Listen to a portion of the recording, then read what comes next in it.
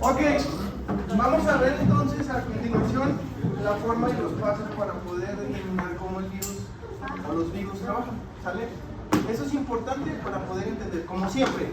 Cuando vimos antibióticos les enseñé cómo se formaba la síntesis de la pared, ¿cierto? Cuando vimos la inhibición de la síntesis de la pared, primero les enseñé a crear la pared, ¿cierto? Cuando vimos inhibidores de la síntesis de proteínas, primero les enseñé a cómo se generaba una proteína, ¿cierto? Aquí hay un crossover porque aquí necesitamos entender. ¿Se acuerdan cuando vimos la clase de la formación de proteínas? ¿Sí se acuerdan de eso? Entonces es interesante que pongan atención en eso porque precisamente de ahí se desatan muchos medicamentos. Casi tener medicamentos antivirales, pues es pensar en otra vez toda la clase de genética y biología molecular que podamos entender.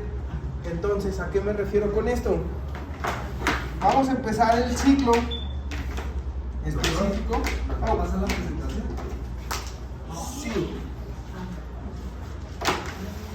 Sí. Fíjense, primero que nada, vamos a entender las pautas para formar el virus, ¿ok? Cómo contamina un virus, todos los pasos que se necesitan para contaminar un virus. Vean, aquí están. Primero que nada, lo que necesito es una célula, ¿ok? Entonces, esta célula normalmente va a estar trabajando bajo diferentes factores. ¿A qué me refiero? Si estamos hablando del VIH, ¿qué célula sería esta? Un leucocito, ¿cierto? Neutrófilo, basófilo, acidófilo, lo que ustedes quieran, ¿sí? Entonces aquí lo que yo necesito que entiendan es que un virus, para empezar, pregunta de examen, un virus no es una cosa viva, ¿cierto? Es una estructura molecular, por lo tanto es una proteína, ¿sí queda claro? Entonces les tengo que enseñar a fabricar un virus para que sepan cómo se hace, ¿sí queda claro? En la cosa de decir fabricar un virus, para el algoritmo de YouTube y que no me cancele, es cómo se replica este virus, ¿ok? ¿Ok, algoritmo? No te estoy ofendiendo y no estoy haciendo información falsa porque luego aparece así. Vean, a lo que me refiero es esto. Aquí tengo un núcleo y este es mi citoplasma. Entonces tenemos, como quien dice, bueno, tenemos muchos tipos de virus, ¿ok? Pero hay dos tipos más importantes, que tenemos unos que tienen así, por ejemplo, unas patitas, ¿cierto? Así más o menos, con un cuellito, más o menos así, ¿ok? Y que van a trabajar como naves espaciales, poniéndose de manera absorciva, o sea, por eso dice absorción o fijación, porque van a llegar directamente a la superficie de la célula. ¿Se queda claro? Hay otros tipos de células, como conocemos también, por ejemplo, al coronavirus, ¿verdad? Que lo tenemos más o menos así. Estructuralmente más o menos es la misma cosa. Podemos tener dos tipos de virus, o virus de DNA o virus de RNA. Nunca un virus va a tener DNA y RNA, ¿ok? O sea, o es una o es otra. Aquí aplican muchas cosas muy importantes, porque, por ejemplo, continuamos con la penetración, ¿ok? ¿Qué es esto? La penetración sería por dos caminos, como lo habíamos comentado anteriormente. Una es que esta cosa que tenemos aquí se guarda el material genético, ¿ok? Esto se conoce como cápside. Esto es como el cuello y esto se conoce como cola, ¿ok? Y acá también tenemos unas proteínas que son de fijación, ¿ok? Dependiendo del virus es lo que te está dando. GP40, GP120, por ejemplo, para el virus del VIH, por ejemplo, que te van a ayudar, que el GP120 sería así y el GP40 sería así, ¿me explico? O sea, son dos moléculas ahí. Eso lo vamos a ver más adelante cuando veamos el virus del VIH.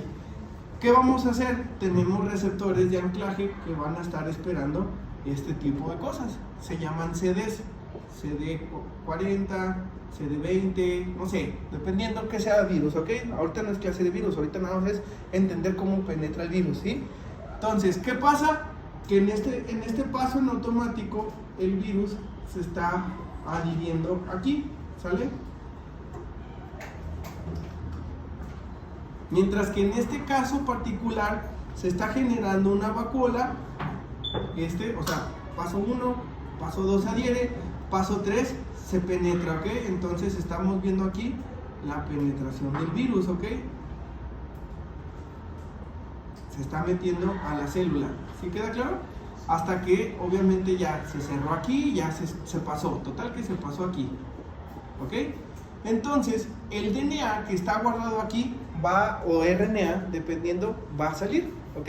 Esto sería una parte. En la otra, la cápside lo que hace es que también inclina y penetra aquí su hebra de RNA, ¿sale? Porque lo introdujo así. Vamos a poner dos ejemplos, ¿sale? En estos dos ejemplos, lo que estamos viendo es o que de aquí se despanzurra para sacar su propia molécula de DNA o su propia molécula de RNA, ¿sale? Cualquiera de los dos caminos que se lleven a cabo necesitan tercer paso, bueno, porque esto sería el primer paso, que sería la fijación, ¿cierto? El segundo paso sería la penetración, o sea, esto o esto, ¿sale? Como sea que entraron. Porque la tercera fase sería la replicación. ¿A qué voy con la replicación? Si tenemos así tal cual al DNA, en automático el DNA va a usar algo que se llaman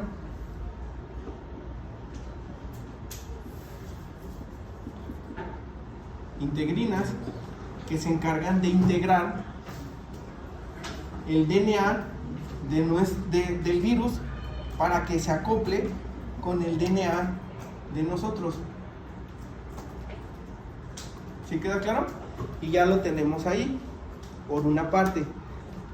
Si el caso fuera exclusivo para el RNA tiene que formar algo importante, que sería RNA se va a transformar, primero se tiene que transformar a DNA, ¿ok?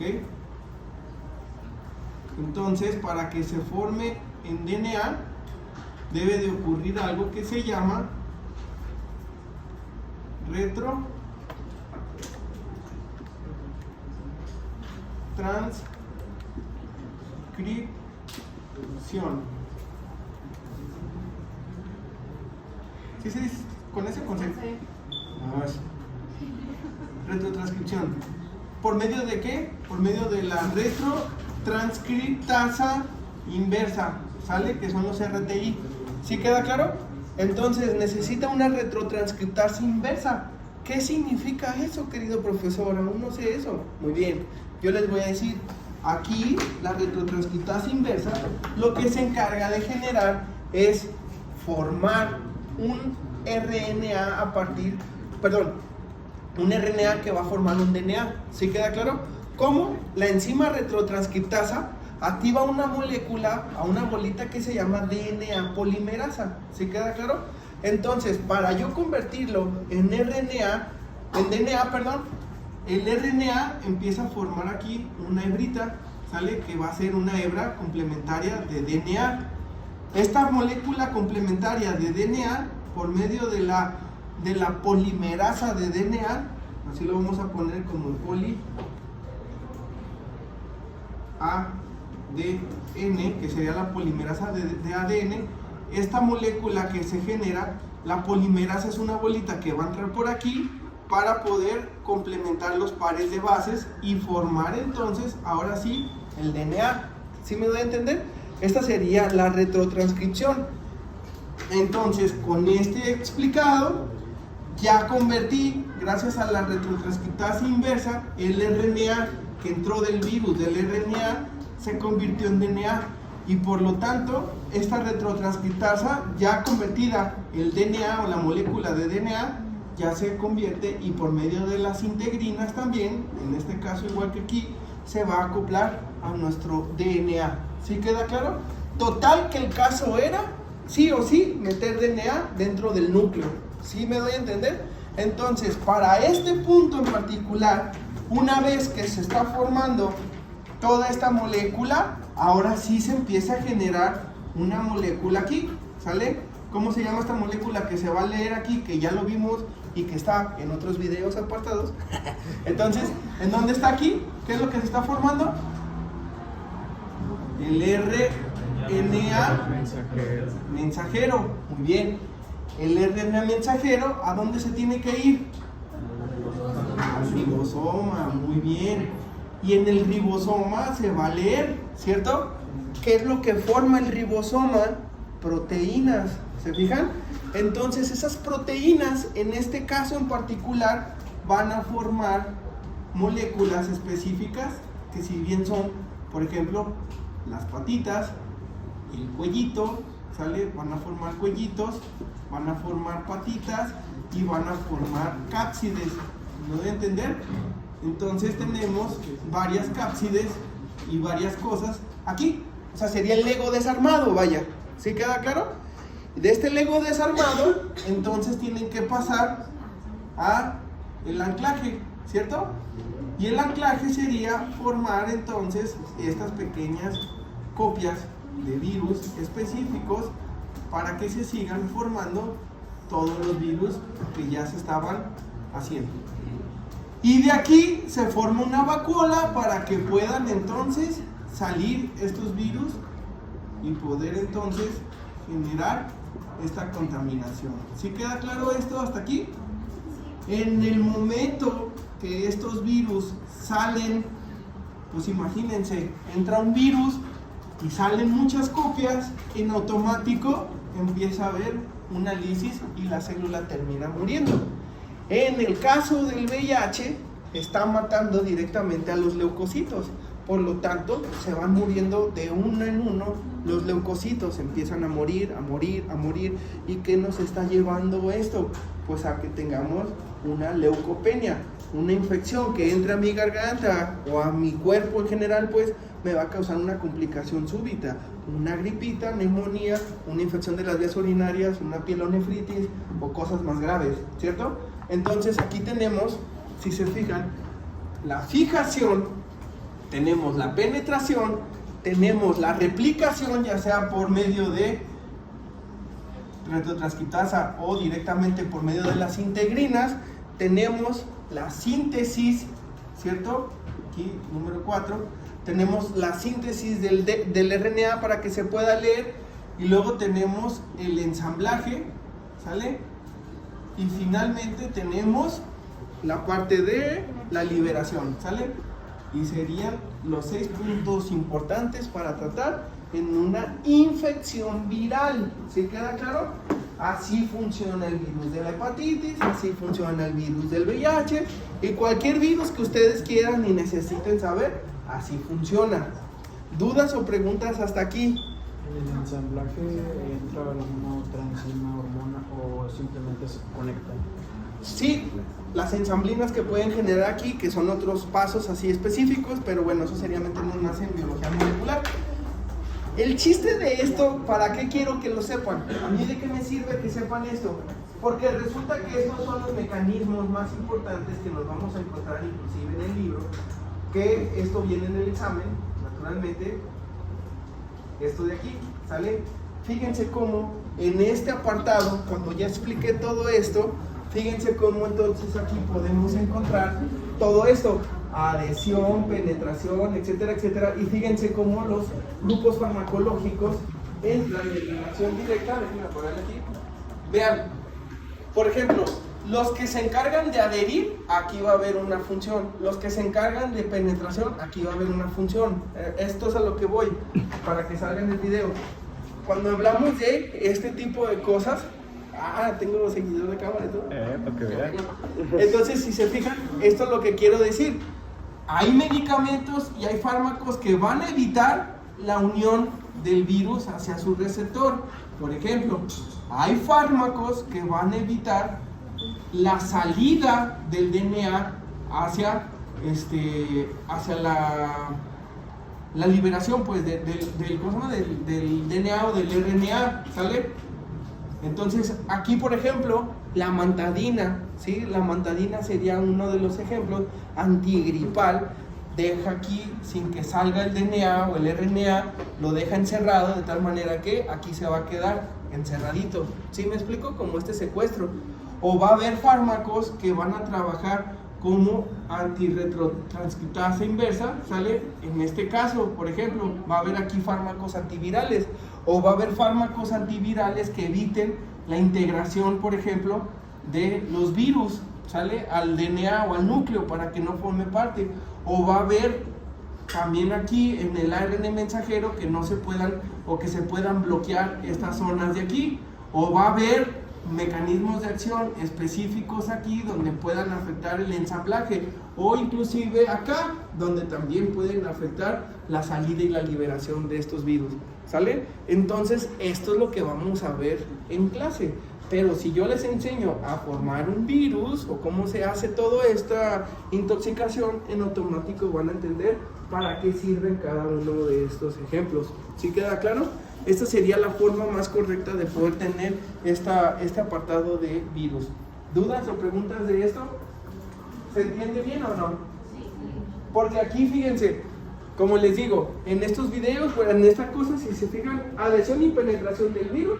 Para que entre la penetración van a estar estos, para la pérdida de la cubierta van a estar estos fármacos, para la síntesis de ácidos nucleicos estos, y así sucesivamente.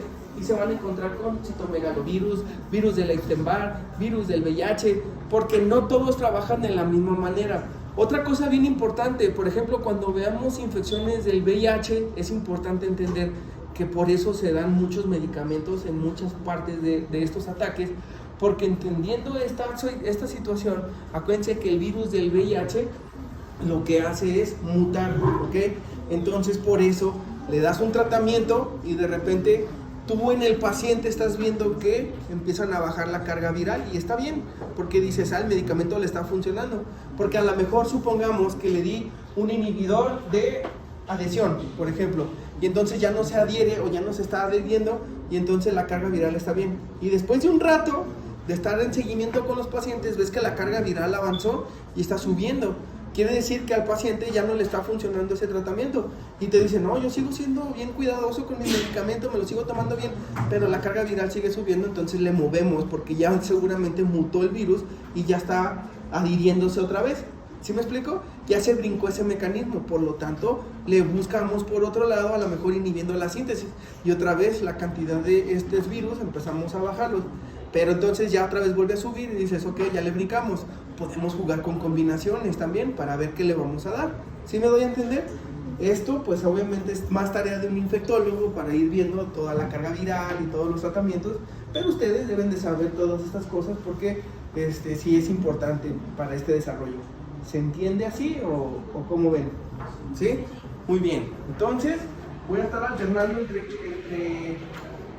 diapositivas y todo esto para que se entienda todo eso. Fíjense, aquí está lo que acabo de explicar en dibujito, pero uno, no tiene tan completo, y dos, me mantiene este dibujito aquí hecho para que sepan cómo es lo que vamos a estar trabajando, ¿ok? Entonces, como les acabo de decir por lógica, si se fijan tenemos que los antivirales actúan en varias etapas de la replicación vírica. Ya vimos que actúan en diferentes tipos o en diferentes apartados.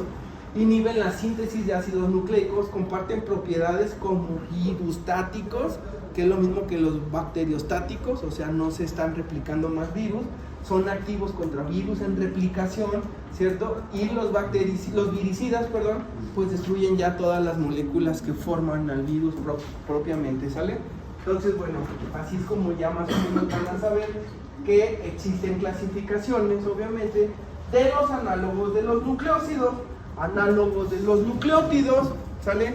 ¿Qué diferencia hay entre un nucleócido y un nucleótido? Muy fácil, los dos son pares de bases, adenina, timina, guanina, citosina, etcétera, etcétera, pero unos están unidos a pentosas y el otro no. ¿Cuál está unido a pentosas? Nomás truco para que se lo aprendan así en el estudio. Si se fijan, nucleócidos no tienen eso, ¿ok? Los nucleótidos sí tienen su grupo de pentosa, ¿sale? Entonces nada más es por la cuestión de que se acuerden que los nucleócidos no tienen, ¿ok? Y los nucleótidos, así tal cual, sí tienen este grupo pentosa. ¿Qué me refiero con este grupo pentosa fosfato? Es la unión de la conversión de trifosfato, acuérdense, de monofosfato a difosfato a trifosfato. ¿Se queda claro? Esto también juega un papel bien importante en la señalización celular propiamente de la célula, valga la redundancia. ¿A qué estoy refiriéndome con esto? Cámara 1, acá por favor. Bien, entonces aquí lo que estoy viendo es esta señalización específica. Vean, en este punto más importante tenemos un ejemplo muy así por encimita de una señalización celular, ¿ok? Uso del 7 transmembranal. ¿Se acuerdan que era el 7G, cierto? El receptor ese que les dije que utilizábamos mucho en medicina. Tenemos la célula, tenemos a nuestro receptor 7 transmembranal, ¿cierto? Y de nuestro receptor 7 transmembranal, lo que queremos entender es un receptor que va a activar a dos moléculas, la alfa, la beta y la gamma. Ponle pausa, ¿no? Veamos. ¿Cómo le pongo pausa? No puedo poner pausa, ¿no? Oh, ¿qué pasó? Estoy grabando. ¿Qué le pusiste? ¿La apuraste y ¿La lo...? tengo? No. Bueno.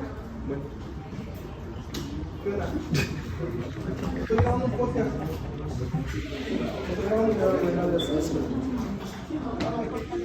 Sí, pues lo va a cortar. Estos son los bloopers. ¿Eh? Saluda. Lo va a cortar.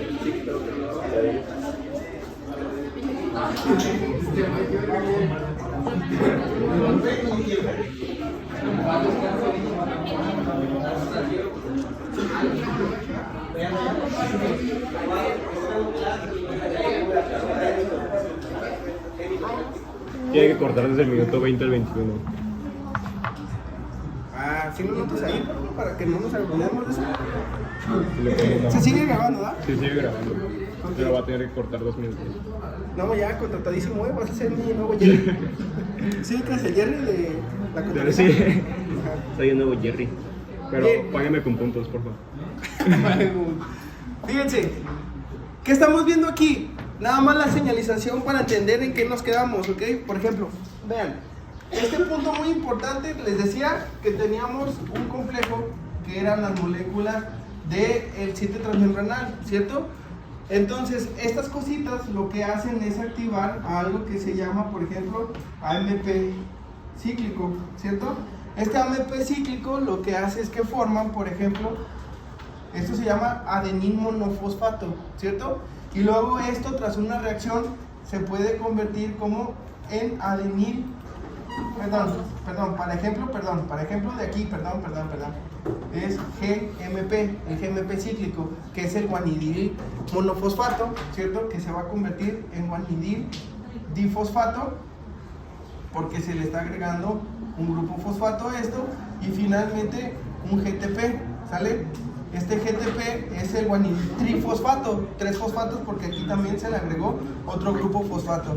Este lo que hace en una cascada de reacción así efectiva, va a mandar una señalización al DNA para que se produzca la síntesis de una proteína en particular. Por ejemplo, aquí va a ser una formación de RNA mensajero que va a ser bla bla bla para que mande una señalización para que se haga, por ejemplo, una proteína, un canal iónico o lo que se necesite, una bomba de protones, una bomba de sodio potasio, no sé, una enzima, no sé, lo que se tenga que hacer, ¿ok? Entonces, en el momento que estamos viendo esta pequeña cascada, que puede irse para otros lados, puede activar a las caspasas, puede activar un montón, son señalizaciones moleculares, ¿sí? Esto nomás lo estoy explicando muy raquíticamente para que se entienda dónde están ubicados estos GTPs y GMPs y todo esto, porque aquí es el mecanismo de acción del virus del herpes, ¿ok? En esta zona, los tratamientos para el herpes, ¿sí queda claro? Entonces hay que entender también esa parte para poder entender cómo vamos a trabajar toda esta cuestión, ¿sí queda claro? Entonces, cuando ya tenemos dividido todos estos fármacos, en particular, como les digo, análogos de nucleócidos, análogos de nucleótidos, ¿qué es una analogía? ¿Qué es algo que sea análogo? Es algo muy similar, ¿sí queda claro? Pero en estructura no. Entonces hagan de cuenta que estoy mandando un agente encubierto. En este caso y en este caso, ¿qué estoy haciendo? a lo mejor hago que un nucleócido de estos fármacos esté disfrazado de timina, pero no sea una timina, y vaya y se clave en la zona de timina, y cuando se esté haciendo la replicación se detenga todo el progreso de la formación del RNA mensajero, porque no se puede producir más. ¿Sí me doy a entender con eso? ¿O lo explico más fácil? ¿Se acuerdan que la polimerasa de DNA se dedica a poner polímeros? O sea, está polimerizando, está colocando nucleótidos. Si tenemos adenina, le ponemos guanina, si tenemos guanina, citosina, etcétera, etcétera. Ahí, uno de estos fármacos se hace pasar por uno de ellos, se pone ahí, se clava, y cuando venga la DNA polimerasa le va a decir, ¿tú qué? ¿Tú quién chingados eres o qué? Y en ese momento se detiene toda la cadena y ya no se forma todo el RNA para que no se forme todo esto, para que no se forme todo esto y para que no se forme todo este cagadero. ¿Sí me doy a entender? Entonces esa sería la forma en la que los nucleócidos y los nucleótidos actúan solamente por estructura molecular. Unos no tienen esta pentosa o este azúcar que hace que se permita la unión entre los disulfuros del DNA para que no se unan precisamente, y otros no, ¿sale? Son estructuras nada más. Unos te dan más funcionamiento, otros te dan más absorción, otros te dan más tiempo de vida, etcétera, etcétera. ¿Sí queda claro? Solamente en eso se difieren. Luego tenemos otros que son los pirofosfatos. Pirofosfatos, entonces están aquí inactivando a estos fosfatos, ¿ok? Viendo en dónde van a actuar para poder eliminar toda esta función. Y luego tenemos otros como las aminas tricíclicas, que al rato van a salir ahí, como la mantadina y la rimantadina. ¿Cuáles son esos? Los que se encargan en estar aquí, ¿cierto? Los mantienen encerrados. Por ejemplo, el Tapsin día, Tapsin noche, el Rosel, el Antifludes. ¿Cuántos de ustedes han tomado ese tipo de medicamentos? ¿Qué pasa cuando se los toman? Nos retornan todos así como bien adormilados y bien pesados de sueño, ¿cierto? ¿Por qué? Porque una de sus características principales es la neurotoxicidad. Entonces, el hecho de que tengan neurotoxicidad los va a mandar a un cansancio así todo extremo y todo eso. Aunque diga Tapsin día, Teraflu día o lo que sea, que sea un solecito y pintado, lo que sea, aún así tienen rimantidina y aún así pueden tener esta neurotoxicidad, aunque sea leve como nomás para tener sueñito, pues les va a causar este problema. Yo recomiendo que si es una infección gripal, pues demos algo así como un oseltamivir, por ejemplo, en personas activas que necesitan estar al 100 despiertas para que no se duerman y no les cause sueño. ¿Se fijan? Entonces, aunque tenga poquito, obviamente el Tapsin noche pues tiene más amantadina. ¿Sí queda claro? Y esta amantadina pues les va a dar más sueño y por eso es recomendable en la noche. ¿Sí me doy a entender? Fíjense, ya tiene más coherencia todo esto de los antivirales. ¿Se queda claro? Otra cosa, por ejemplo, tenemos virus como el virus sincitial respiratorio. El virus sincitial respiratorio afecta más a los niños, sobre todo en guarderías, o sea, edades de, no sé, 1, 2, 3, 4, 5 años, ¿sí? Porque esa zona es donde más endémico está ese virus. En adultos también, pero ¿cómo lo vamos a recibir nosotros? Como una gripita, ¿sale? La influenza A o B la vamos a recibir nosotros como una gripita. Entonces, ¿qué necesito para determinar si es una gripita por virus del virus sincitial respiratorio o una gripita de adenovirus? Digo, una gripita de ¿cómo se llama? De rinovirus o una gripita de influenza A o de una influenza B. ¿Qué necesito? Anticuerpos, ¿cierto? Necesito sacarme un estudio de anticuerpos contra no sé qué para ver si están expresados contra ese virus, contra este virus o contra este virus. ¿Qué les gusta? 3, 4 mil pesos hacer una retrotranscriptasa inversa para ver cómo funciona y cómo ver todo el... No, perdón, retrotranscriptasa... No, esa no, corte, no. ¿Qué necesito entonces? Hacer una función de anticuerpos con medio de un PCR en tiempo real, que es una molécula, una cadena que ustedes lo tuvieron en conocimiento en el virus del coronavirus. No hacían un PCR en tiempo real que costaba que 5, 7 mil pesos, 8 mil pesos. Para una gripita dices, no voy a gastar eso, ¿cierto? ¿Qué necesitan entonces? Tratamiento nada más así sintomático. ¿Tienes gripita? Influenza A, influenza B, rinovirus y sincitial respiratorio. todos van a traer moquito, todos van a traer dolorcito de cabeza, congestión nasal, ganas de estar dormidos, fiebre, si acaso, paracetamol para el dolor de cabeza, para la fiebre, ¿sí? Un tecito para que te sientas a gusto, un caldito de pollo para que te tranquilices, porque en 5 días vas a estar bien, ¿sí queda claro? Pero si eres muy activo o necesitas estar así, yo preferiría unos Celtamivir, 75 miligramos cada 12 horas y ya con eso queda perfecto tu tratamiento adecuado contra un virus en particular. ¿Sí me doy a entender? Este es el funcionamiento perfecto para poder entender cómo funciona todo un sistema de antivirales. ¿Dudas o preguntas de esto? ¿O voy muy rápido? ¿Ustedes cómo ven? ¿Sí? ¿Todo chido? Ok, entonces bueno, esta clasificación de virus como tal, se fijan, tenemos un montón inhibidores de la transcriptasa inversa, inhibidores, que son análogos, como ya lo habíamos visto aquí, vean, análogos de nucleótidos y no análogos de nucleósidos, ¿ok? O inhibidores de las proteasas. No estoy diciendo que uno de estos es específico de virus, de VIH y otro de hepatitis, ¿ok? Estoy viendo el grupo funcional que se pueden dar para diferentes patologías, ¿vale? Nada más para que se entienda. Tenemos inhibidores de la fusión, por ejemplo, ya les dije, si estamos hablando de inhibidores de la fusión, por ejemplo, la enfuvirtida, ¿cierto? De la fusión, ¿cuál sería? Los que evitan la fusión o los que permiten la fusión del virus e integración. ¿Sí me doy a entender? Por ejemplo, si tenemos inhibidores de Cristiano Ronaldo 5, CCR5, ¿sí? ¿Dónde está el CCR5? En el VIH es el receptor que ancla a esta cola con la fijación de la membrana. ¿Se fijan?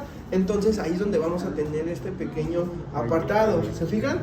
Luego tenemos inhibidores de la integrasa. ¿A quién van a inhibir la integrasa? Pues lo que integra, acuérdense, con estas integrinas, pues obviamente aquí al ADN. ¿Se fijan? Entonces ya tenemos también otro mecanismo de acción.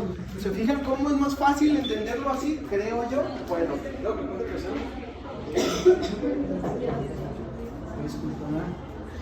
no. ¿Listo? Muy bien. Ahora, vamos a empezar con el aciclovir. El aciclovir, como lo estamos viendo aquí, ¿sí? Gertrudis aciclovir, ¿sí? Que sería la inventora del aciclovir. No se apellida aciclovir, no se crean. Pero esta Gertrudis sí hizo un premio Nobel por haber ganado y haber descubierto el aciclovir. No se los pregunto en el examen, no se preocupen. Pero el hecho de pensar en esa señora me da cosa porque, para empezar, está como calvita, como si fuera broso, me pelón así, y agregar los lados, porque tiene una carita muy así y me da creencia esa carita, ¿sale? Entonces, eso no va a ir en el examen, nomás me da creencia. Derivados de la guanosina, ¿ok? ¿Qué quiere decir? Fármaco de elección para el tratamiento por herpes virus, ¿ok? Aciclovir. ¿Cuántos aquí han tenido infección de herpes? Herpes labial. No tiene nada que ver con relaciones sexuales, no tiene nada que ver con mala higiene, etcétera, ¿ok? Todos podemos tener ese virus latente en nuestro cuerpo y un cambio abrupto de temperatura afectar la expresión de este virus, ¿ok? Por ejemplo, se pueden generar estas pequeñas vesículas. Entonces, a las personas que ustedes conocen con esto, siempre pregúntenle, oye, ¿estuviste en frío, calor, cambios así de temperatura? Sí, es que estaba en la playa y me vine acá y estaba haciendo frío, esos cambios. O estaba con el aire acondicionado bien helado y salía, hace un calorón. Esos cambios hacen ese tipo de cosas. El estrés te baja las defensas y también una enfermedad te baja las defensas también y te van a terminar infectando. Son ampollitas que te salen, esas ampollitas se revientan y esas ampollitas que se revientan pues obviamente también te van a infectar más y pueden correrte el labio, ¿ok? Entonces hay pacientes que vas a tener aquí que lo vas a tener así corrido completamente. O hasta el otro tipo de herpes que es herpes más del tronco, ¿cierto? Esta característica importante es que te afectan los dermatomas, ¿ok? Entonces te genera un crecimiento en cinturón, así se llama. Este crecimiento en cinturón es porque te afecta el puro dermatoma, que si se rompe una pequeña pústula de estas y corre líquido hacia el otro dermatoma, te va a dar también. ¿Qué pasa? Se siente como si, o se ve y se siente como si tuvieran quemado, ¿sí? Como si agarraran un cigarro y te apagan el cigarro y te sale una ampollita. Yo, por ejemplo, vi uno que le hicieron así, pero le pusieron sábila. Ajá. Así como en el cinturón. Sí. Hizo como- Lo único que hace la sábila, porque sí es muy común que lo usen, lo único que hace es ayudarte a secar las de estas, pero no te curan, ¿ok? Inclusive tienes, como la sábila tiene mucha glucosa, se infecte más y genere un desmadre más fuerte. Lo que se recomienda en ese caso es el aciclovir.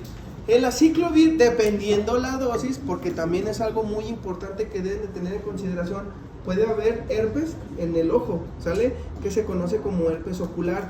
El herpes ocular, pregunta de examen nacional, no mío, ¿ok? Nada más. El patrón de crecimiento del herpes ocular siempre es en un patrón que se conoce como patrón dendrítico, ¿ok? Hagan de cuenta que parece casi una neurona que está generando este tipo de crecimiento.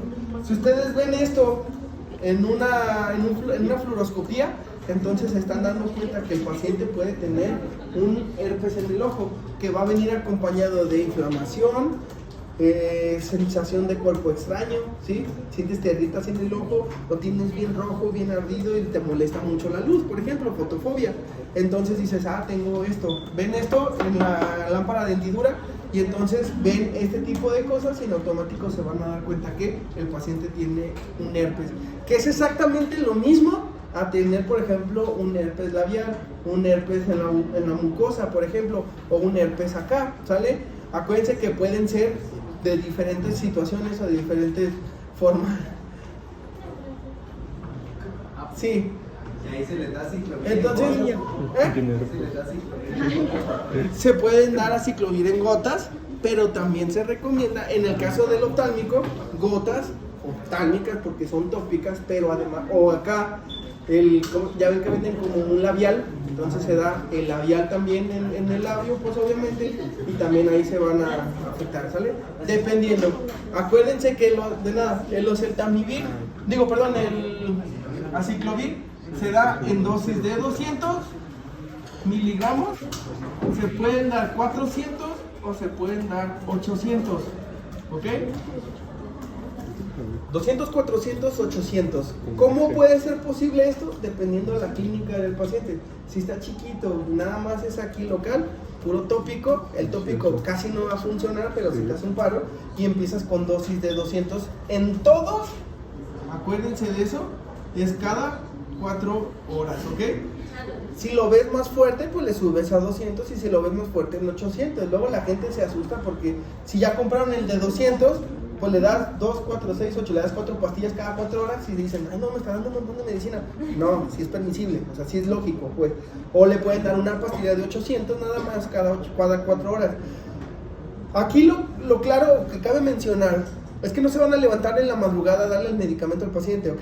Entonces, respeta las horas de sueño perfectamente bien. O sea que si se acaba a las 12 su última toma, el paciente se puede ir a dormir o antes, no pasa nada, y empezar otra vez el ciclo en la mañana, ¿ok? De 7 a 10 días, si es oftálmico es más difícil, así que pueden ser 15 días.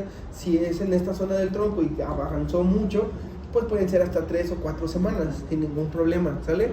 El chiste es que hasta que se quite toda la herida o todo el daño, ya es cuando se suspende el medicamento. Palabra de Dios, ¿sale? Entonces, ya, listo. ¿Dudas o preguntas de esto? ¿Todo bien?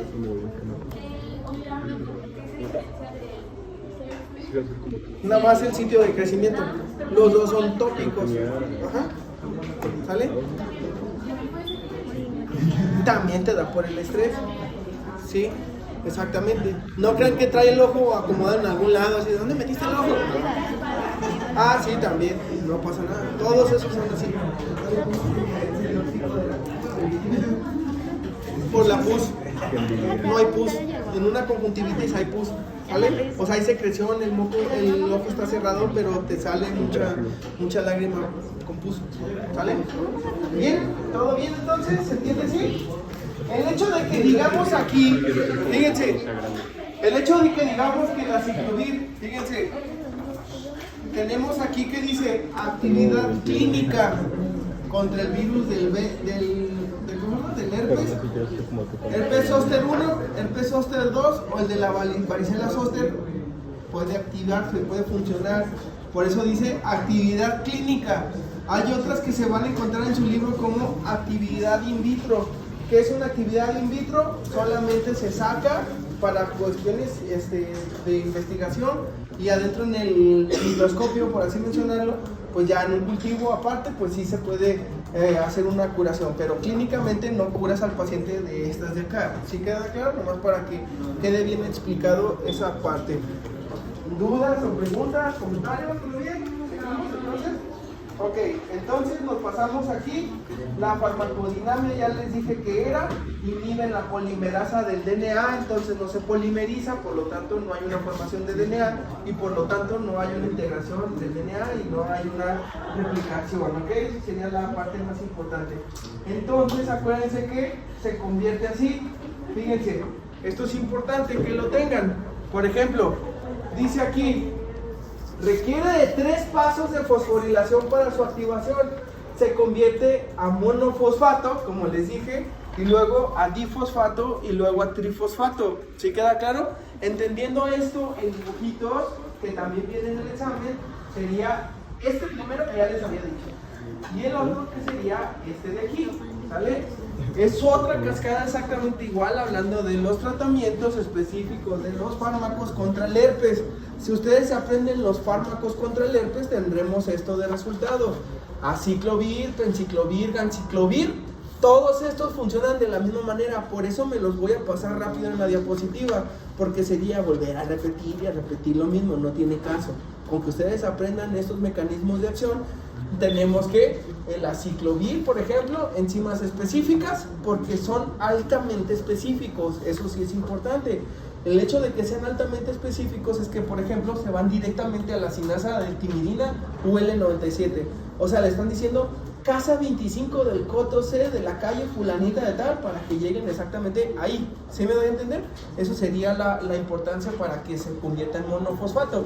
Si sin monofosfato, entonces no hay difosfato, no hay trifosfato y por lo tanto no hay inhibición competitiva del DNA polimerasa y por lo tanto no hay una inhibición de la síntesis de DNA viral. Entonces tanto uno como otros van a activar diferentes formas. Por ejemplo, en el trifosfato lo que hace es que se incorpora al DNA viral. Miren, trifosfato se une al DNA viral, ¿se fijan? Y entonces esto hace que se termine la cadena y que ya no haya una producción de RNA mensajero y que por lo tanto ya no haya una replicación viral. ¿Se fijan? Todo nos lleva al mismo lugar, que es entender esta parte de aquí, ¿sale? Si yo entiendo esto de aquí, pues en automático ya tengo todo lo necesario para entender los antivirales. ¿Sí se entiende así? Espero que sí. Al cabo ya está siendo grabado todo esto. Muy bien. Y ahora cuando tenemos esta parte de aquí, ¿qué sería el mecanismo por el cual, ya vimos cómo actúa todos los los de herpes virus, ¿ok? Los mecanismos de acción de herpes virus, trifosfato, difosfato, monofosfato. Ya vimos la generalidad de cómo infectan los virus y ahora sigue esta parte de aquí. ¿Qué es esto? La infección del virus del VIH, ¿ok? Entonces el VIH tiene sus propios mecanismos para poder ser atacado. En este caso, si se fijan, tenemos, como les dije, GP41, que sería el pivotito que se une a la proteína GP120, ¿ok? GP41 y la otra es GP120, ¿ok?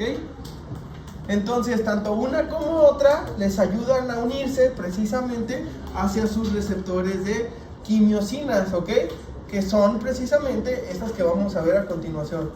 O se unen al CD4 o se unen a estos receptores de quimiosinas, lo que van a permitir, acuérdense que en el caso especial del DNA, el DNA tiene un RNA, ¿ok? Es de RNA, es un virus de RNA. Entonces, por eso necesita entonces soltar el RNA, como ya lo vimos en el dibujo de acá, que va a formar el RNA a DNA por medio de algo que se llama transcriptasa inversa o la transcripción inversa, ¿cierto? Entonces, si tenemos esta secuencia, el DNA se integra, como ya lo habíamos dicho, al DNA, ¿cierto? ¿Esto sí se ve bien en el dibujo? Sí, sí. Ah, bueno. Entonces, esta transcripción o esta integrasa hace que se forme el RNA mensajero, ¿sale? El RNA mensajero se traduce ¿en dónde? Entonces, el RNA mensajero que se usa se va a ayudar para ensamblarse, ¿se fijan? Y el hecho de que se ensamble, entonces empieza a formar la gemación y la maduración de la cápside, ¿cierto? Y de tal manera que aquí ya se sale el virus ya creado, ¿cierto? Esta sería la forma en la que el VIH actúa. Entonces tenemos como pregunta de examen que hay 6 formas de poder atacar al virus del VIH, ¿ok? Estas 6 formas van a estar divididas en, primero, bloquear la unión del virus con el receptor. ¿Sí queda claro? Entonces, bloqueo de CCR5, ¿ok? Cristiano Ronaldo 5 lo bloquean y entonces ya no hay una unión. ¿Sí queda claro? Esa sería la primera cosa. El segundo punto donde se pueden bloquear cosas son por bloqueo de inhibidores de la fusión, o sea, los que inhiben que se fusione el virus de extra con el intra para que saque el RNA, ¿sale? Esa sería la segunda forma.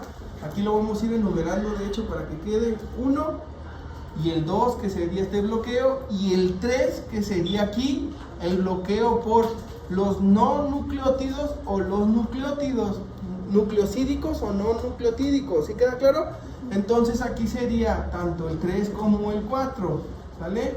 Que van a evitar o van a funcionar como inhibidores de la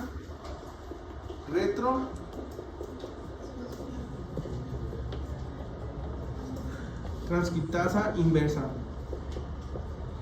¿Ok? Son estos que van a dar aquí. Y luego tenemos otro mecanismo de acción que sería el quinto, que sería bloqueo por inhibidores de la integrasa. Entonces ya no se va a permitir que se integre al ADN. Y por último tenemos a los que bloquean por proteasa sin maduración, ¿ok? El bloqueo de proteasa sin maduración hace que no salga el virus hacia el exterior y que no contamine, ¿sale? Y ya tenemos entonces los 6 caminos por los cuales el virus del VIH puede ser inhibido. ¿Dudas o preguntas de esto?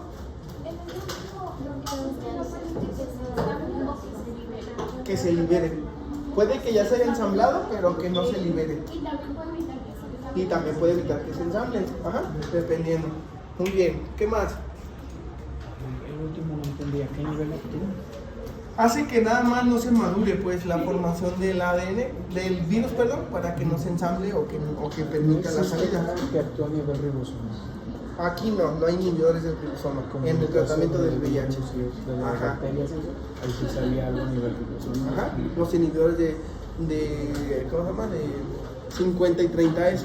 Ajá, aquí no funciona así. ¿Sale? Muy bien. Hasta aquí. Dime. El 5 son los inhibidores de la... los bloqueos de la integrasa, que son los que evitan que el ADN pueda meterse al núcleo. ¿Sale? Muy bien. ¿Todo bien? ¿Todo chido? Ok. Hasta aquí vamos a terminar esta transmisión porque ya terminamos la parte de los medicamentos así en general. ¿Sale? Listo.